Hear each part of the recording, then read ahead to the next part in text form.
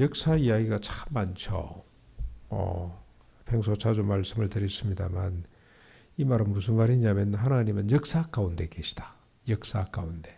우리가 사는 시간과 공간 속에 하나님이 함께 계시다. 지금 이 자리도 하나님이 계십니다. 하나님 함께 계세요.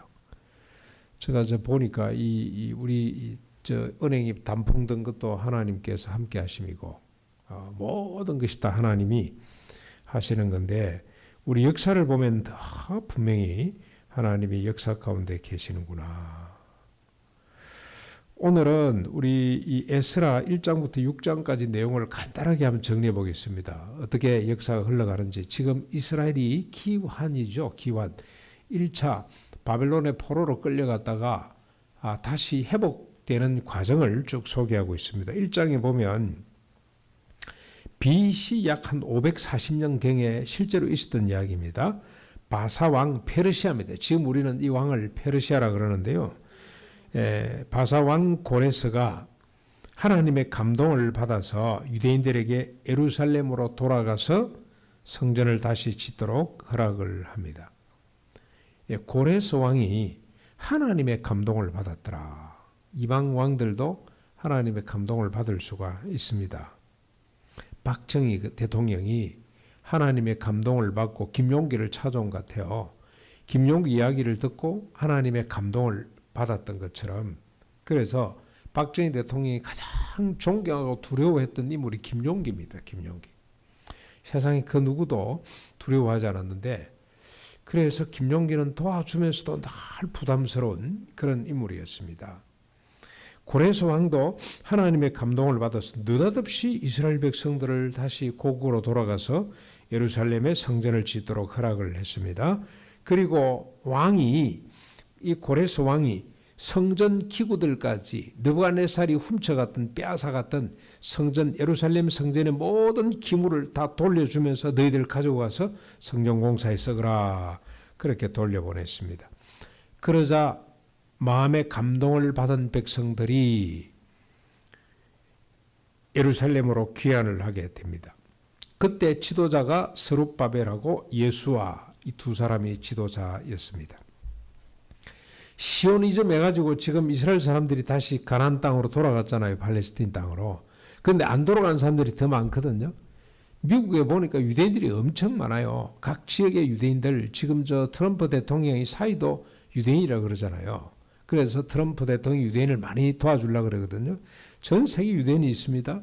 그런데 안 돌아가요. 자기 땅이 회복이 돼도. 그런 것처럼 이 포로 귀환이 허락이 됐음에도 불구하고 안 돌아가는 사람이 많습니다. 그런데 소수의 사람들이 돌아갑니다. 2장에 보면은 1차 귀환 때 돌아간 사람들의 숫자가 쭉 나오는데 42,300명이 돌아갔습니다. 거기에는 제사장, 레위, 노래하는 자, 문지기, 성전 봉사자들도 함께 귀환을 하게 됩니다. 이렇게 귀환을 해서 첫 제단을 다시 세우는데, 제단부터 성전 건축을 못하고 제단부터 세우는데, 그리고 번제를 드리게 됩니다.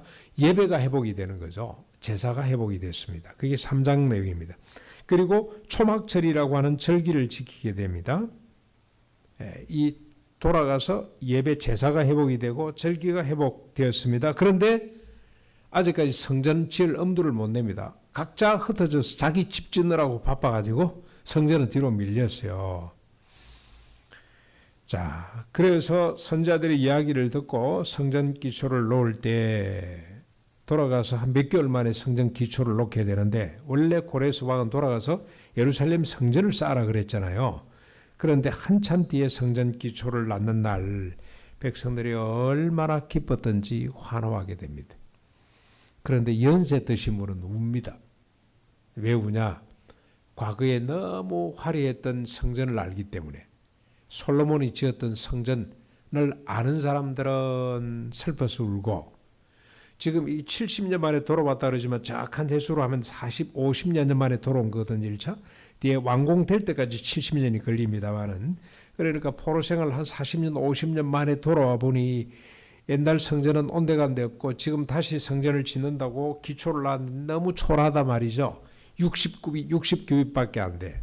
그 얼마나 서글프겠습니까? 그래서 울고, 그 옛날 성전을 모르는 젊은이들은 하나님의 성전이 세워진다는 것 때문에 기뻐서 아우성을 치고 그래서 두개 소리가 막 섞여가지고 멀리까지 들렸다라는 기록이 있습니다. 이렇게 성전 기초를 쌓는데 호사다마라는 말이 있죠. 기쁜 일이 많으면 즐거운 일이, 좋은 일이 있으면 나쁜 일도 있다고. 성전 회복의 역사가 시작되는데 큰 위기가 닥쳐옵니다. 사마리아 사람들이 올라와서 지금 여러분 이스라엘은 남쪽 유다, 북쪽 이스라엘로 나눠졌다가 남쪽 유다는 예루살렘이 중심이 되고 북쪽은 사마리아 지역이 중심이었거든요. 근데 그 사마리아 지역이 어떻게 됩니까? 북쪽 이스라엘이 먼저 망하죠. 아수르에 의해서 패망합니다. 그런데 아수르가 정책적으로 이방 사람들을 막 그곳에 이주시켜가지고 그들의 민족의 어떤 정통성 정기를 막 말살하려고 했습니다. 그래서 사마리아 지역 당시 이렇게 포로에서 귀환할 당시에 사마리아 지역의 사람들은 주로 이방인들이었어요. 그들이 느닷없이 올라와가지고 너희들끼리만 성전을 짓냐? 우리도 같이 짓고 싶다. 이러고 이제 시비를 걸고 오는 겁니다. 그런데 그게 영광을 너희들끼리만 갖지 말고 우리하고 나누자 이런 식이고 시기 질투심 때문에 올라와서 방해를 놓는 거예요. 그랬더니 스룹바벨이 거절을 하죠. 너희들과 같이 성전을 지을 수가 없다. 너희들은 하나님을 모르는 사람들인데 어떻게 하나님의 성전을 지을 수가 있냐. 제가 우리 사법 개혁한다고 해서 그 여의도에 몇 번 갔었어요. 우리 바로 교회 근처니까. 그때 뭐 시위한다고 촛불 시위할 때 갔더니 전국에서 모여와서 그래서 서로 앉아가지고 어디서 앉아 통성명을 하고 이러는데 한 분이 제가 바로 앞에 있는 교회 목사라 그랬더니요. 이분이 자기는 불교 신자라. 그런데 기분이 좋아서 그런지 자기가 건축가인데 건축집을 짓는 사람인데 큰 절을 하나 지었대. 그래서 이제 내가 좀 이따 돈 벌면 목사님 교회 하나 지어줄게요. 이러는데요. 말로는 우스갯소리니까 우리가 웃고 그랬습니다만 실제 그 사람이 돈을 들고 와서 저한테 교회를 지으십시오. 그러면 제가 받으면 됩니까? 받으면 안 돼요. 그는 하나님을 모르는 사람이기 때문에 교회를 함께 지어갈 수가 없습니다. 이 스룹바벨이 사마리아 사람들의 우리도 같이 짓자 그걸 거부를 했습니다. 그랬더니 이 사마리아 사람이 어떻게 했겠습니까? 이것 봐라. 우리가 도와주려고 해도 안 해. 그러면서 이제 방해 공작을 펼치기 시작합니다. 그래서 성전 건축이 다리오 왕 때까지 중단이 돼버립니다. 성전 공사를 못하고 이 사람들이 방해를 놓으니까. 그런데 학계 스가랴 선지자가 올라와서 백성들을 이 스룹바벨하고 예수아를 독려하는 거죠. 너 왜 이러고 있냐? 사마리아 사람이 방해한다고 왜 성전 공사를 멈추고 있냐? 이 사람들아 정신 차리고 다시 시작하거라. 그랬더니 그 지역의 사마리아 지역의 총독 두 사람이죠. 다뜨네라는 사람하고 스달보스네라는 사람이 이를 보고 다리오 왕한테 페르시아 지금 속국이거든요. 지금으로 치면 미국 같은 나라죠. 그 나라 대통령이 왕에게 편지를 보냅니다. 상소를 올리는 거죠. 이 사람들 내버려두면 큰일 난다. 원래 유대인들은 호시탐탐 외국 사람들을 괴롭히고 너희들 나라도 한때는 조공을 걷어갔다. 근데 이 내버려두면 이 사람들이 예루살렘 성전을 짓고 여기 세를 모아가지고 결국 너희들을 배반할 것이다. 그러면 어떻게 되냐. 이 강 건너편에 있는 그러니까 유브라데 티그리스 강 유역의 동쪽에 있는 나라들은 다 잃게 될 것이다. 서쪽이죠. 서쪽에 있는 나라들은 다 잃게 될 것이다. 그러니 빨리 못하도록 해라. 그렇게. 그리고 한번 조서를 봐라. 역대 서적들, 이 기록들을 보거라. 이 사람들을 내버려두면 안 된다고 했다라고 하는 상소를 올렸습니다. 그러자 다리오 왕이 서르창고를 뒤져가지고 역대 왕들이 무슨 예루살렘에 대해서 어떤 기록이 있는지를 살피는 가운데 자기 장인어른이에요. 이 메데파사의 초대 이 전성기 그 큰 제국을 건설했던 이 고레스라고 하는 사람의 조서를 발견하게 됩니다. 예루살렘에 관련된 조서. 그게 보니까 유대인들이 앞으로 돌아가서 70년 만에 돌아가서 성전 건축을 하도록 했다는 거하고 아무도 방해받지 못하도록 그렇게 했다는 걸 확인을 해요. 그래서 다리오 왕이 그 사이격되는 다리오 왕이 유대인들 성전 공사를 방해하지 말 것이며 오히려 보호해 줄 것이며 건축 비용을 국고에서 지원하도록 너희들이 내는 세금 가운데 일부를 건축하는데 쓰도록 그렇게 조치를 취했습니다.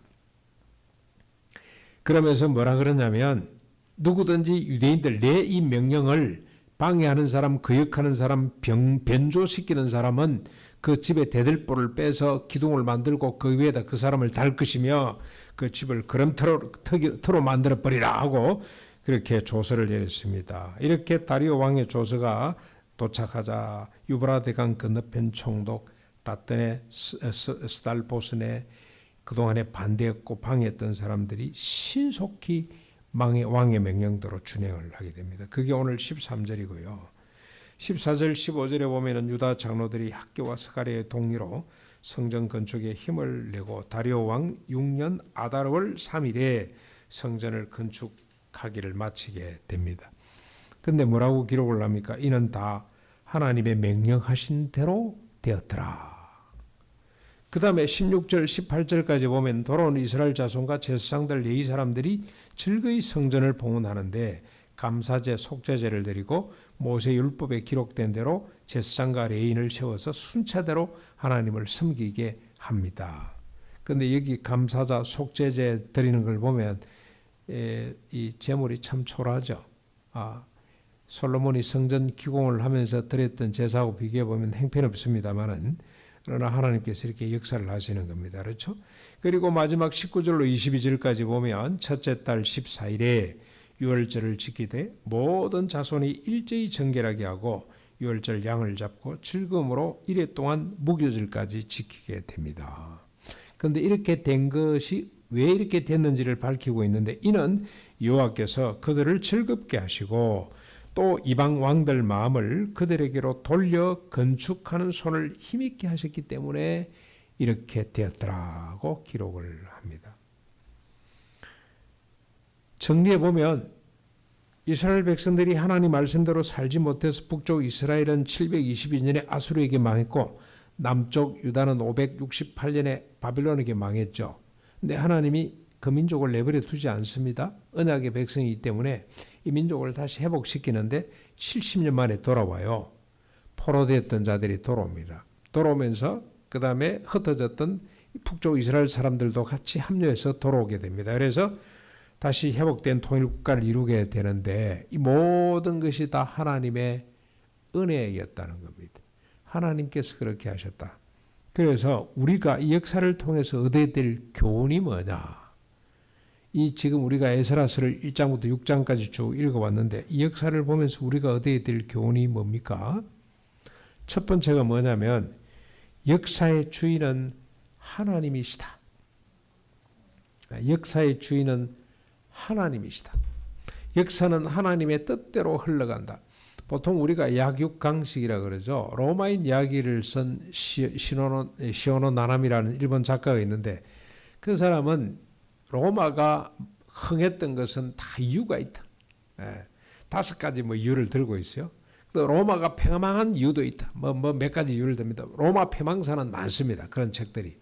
그런데 성경을 들여다보면 역사는 하나님의 뜻대로 흘러간다는 걸 우리가 발견하게 됩니다. 이스라엘을 세우신 분도 하나님, 예루살렘 성전을 세우신 분도 하나님이세요.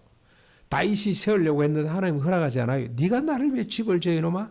내가 너를 위하여 집을 짓는다. 네 아들 솔로몬이 내 집을 짓도록 나는 할 것이다. 하나님이 지으세요. 솔로몬이 짓기는 합니다만 물자는 누가 준비합니까?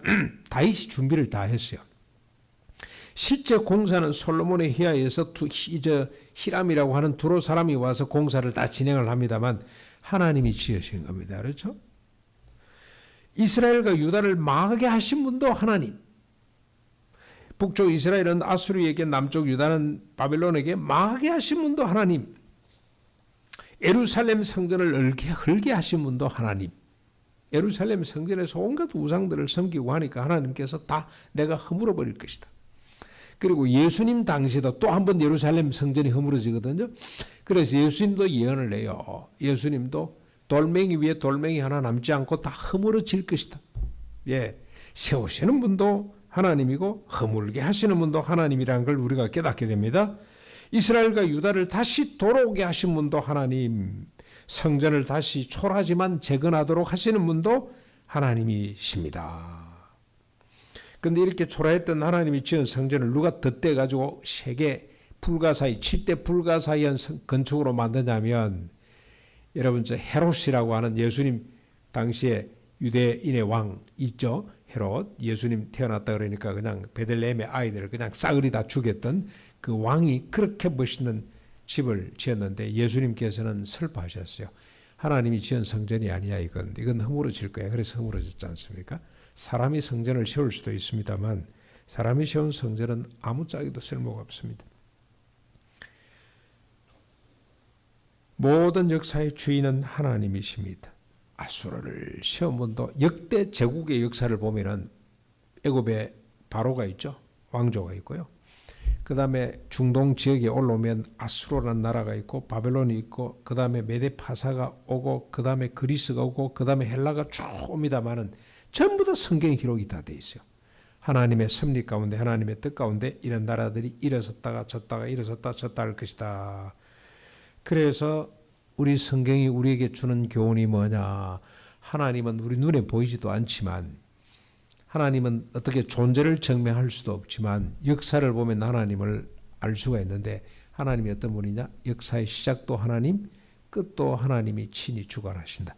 시간입니다. 역사가 아니고 시간을 처음부터 끝까지 이미 하나님께서 다 세팅하고 계시다는 것을 우리가 깨닫게 됩니다.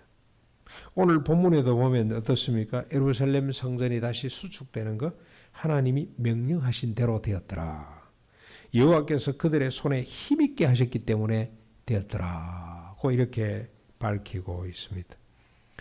시간의 주인, 공간의 주인, 역사의 주인은 하나님이시라 하는 거 이거 우리가 꼭 기억해야 됩니다. 하나님이시다. 지금 우리 남북의 분단 역사죠. 이것도 역사입니다. 그렇죠? 이 시간의 주인도 하나님이시다. 하나님의 때가 되면 반드시 회복될 수가 있다. 그러나 하나님의 때가 안 되면 아무리 인간이 노력해도 이건 불가능한 일이다. 두 번째로 우리가 또 얻을 교훈이 뭡니까? 하나님의 역사의 방향입니다. 하나님이 역사를 주관하고 주인이신데 어느 방향으로 끌고 가시냐 이게 중요해요. 하나님이 역사의 주인이시다 할렐루야 끝내면 안 됩니다. 끝내면 그건 기독교가 아니에요.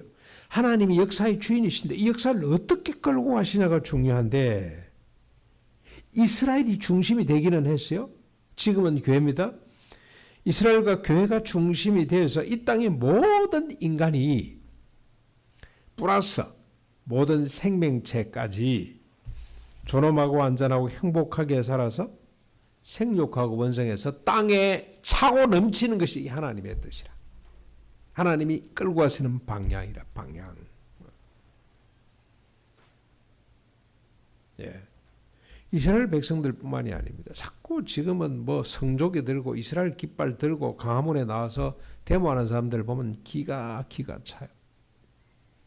어느 서울의 어느 교회에 태극기하고 옆에 자기 교회 길을 두 개 떡 달아놨는데 쳐다볼 때마다 기가 찹니다. 하나님이 대한민국만 지켜주시나?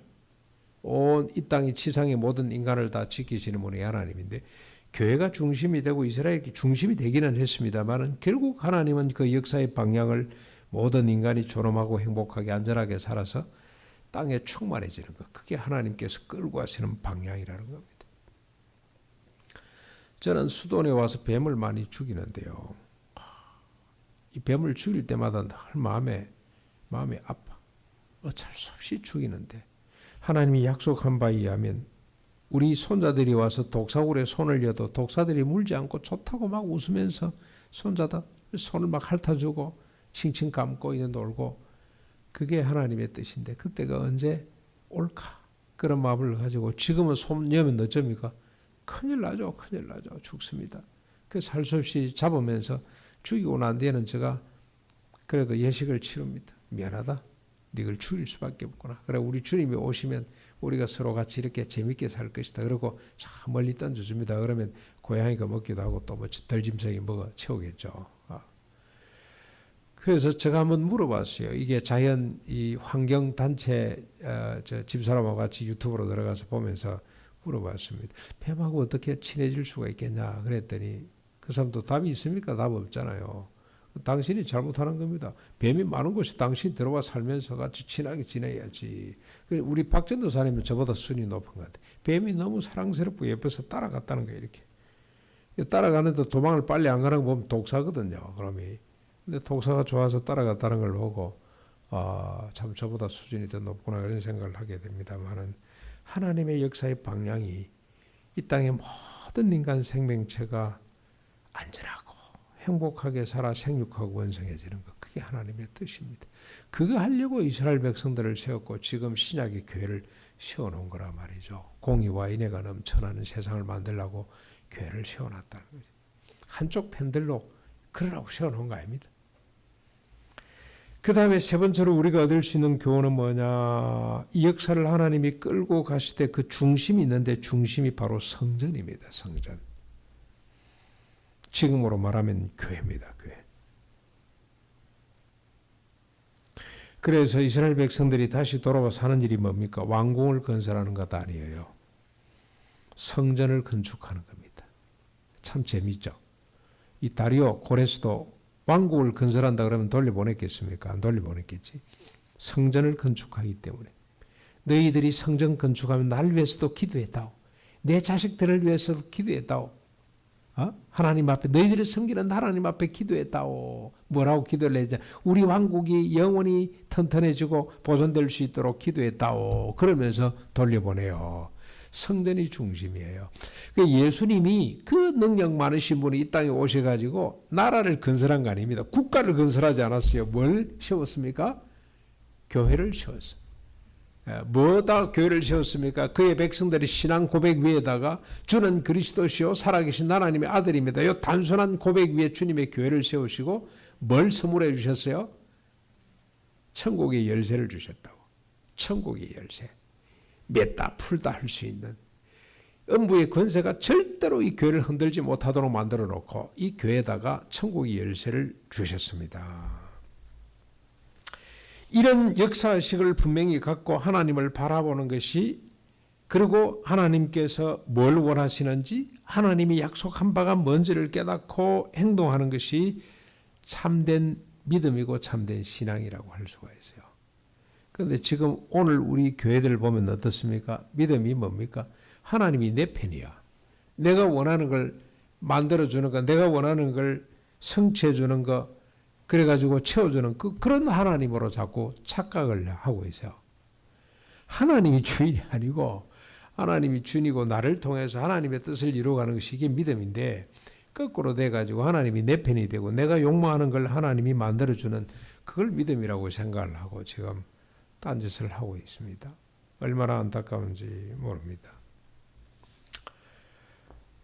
사랑하는 성도 여러분, 지금의 역사죠. 우리 개인사, 한국사, 인류사에 이런 믿음으로 역사를 바라보는 눈을 우리가 가져야 됩니다. 이곳 이 시간 역사 가운데 하나님의 뜻이 뭔지를 찾는 거죠. 그리고 우리가 교회를 중심으로 행동하는 겁니다. 지역교회, 또 지역교회를 합해서 우주교회죠. 우주교회. 지상에 있는 모든 교회가 서로 연합해서 하나님의 뜻을 이 시대에 찾아가는 거죠. 네. 스룹바벨 예수아가 하나님의 뜻대로 와서 성전 건축을 해야 되는 것처럼 못하고 있으니까 에스라 스가랴가 와 그러고 있냐 하고 지적해서 그들을 깨우치는 것처럼 오늘 우리가 해야 될 일이 바로 이런 일인데, 여러분 어떻습니까? 일가 수도원이 우리 가난농군학교 교회가 일가 수도원교회라고 해도 되겠습니다. 교회가 이게 숫자가 적은데 뭘 하겠나? 절대 그렇게 생각하면 오산입니다. 숫자가 중요한 게 아니에요. 예. 제가 보니까 하나님의 종들은 그 시대에 한 사람, 지역에 한 사람씩 있어. 바르게 무릎 꿇지 않은 7천이 모여있지도 않고 흩어져 있어요. 예. 근데 여러분 지금 우리 여기 하고 유튜브 하고 있잖아요. 아무것도 아닌 것처럼 보이지만 회원이 600명입니다. 600명. 네. 다 예수 믿는 사람이라고 할 수는 없습니다만 우리가 600명. 그 사람들하고 같이 협력하는 거예요. 그리고 여기에 우리 연찬에 2번 했잖아요. 모이자 그러니까 전국에서 목사들이 20명씩 모여와요. 연찬에. 상당히 중요한 행사입니다. 연찬에 필요한 자금을 모으는데 돈도 없이 뭘 하냐. 전부 다 무료로 다 하잖아요. 무료로 한 2박 3일 동안 1박 2일 동안 먹이고 재우고 해야 되는데 꽤 비용이 들거든요. 이 비용 얻는데 1분도 안 걸려요. 1분도. 하나님이 함께 하심입니다. 하나님이 일하고 싶어 하신다는 거예요. 세속화되어가는 한국 교회를 바로 세우기 위해서 하나님께서 우리를 지금도 사용하고 계신다. 자기를 위한 하나님이 아니고 하나님을 위한 내가 되기 위한 이 운동을 하나님이 펼쳐가는데 우리가 힘을 모아야 됩니다. 되겠냐? 뭐 교회가 되겠냐?